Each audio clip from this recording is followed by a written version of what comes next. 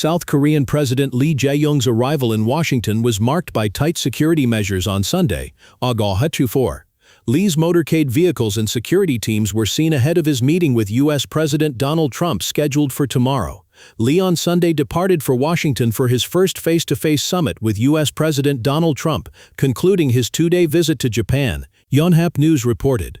In Tokyo, Lee met Japanese Prime Minister Shigeru Ishiba on Saturday, whose approval rating rose to 35.4% on Sunday, according to a poll by Kyodo News.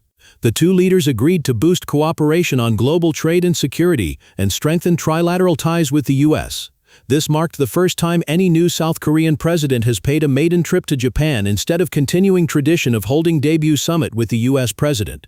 Lee said choosing Japan as his first summit destination highlighted its role as a neighbor sharing the front yard and an indispensable partner. During the talks in Washington, tariffs, investments, defense spending as well as cost of hosting American forces expected to be discussed between the two leaders. The leaders are also expected to finalize details of a trade agreement made in July that cut U.S. tariffs on South Korean goods from 25% to 15% in exchange for Seoul's $350 billion investment pledges.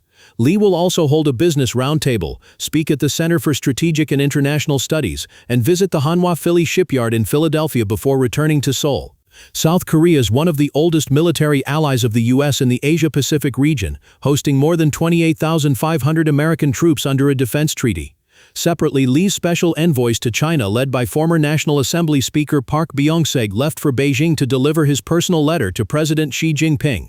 Before departing, Park said he would faithfully explain the Lee government's foreign policy rooted in practical diplomacy. He described the letter's core message as strengthening the strategic cooperative partnership to help the lives of the people of both countries.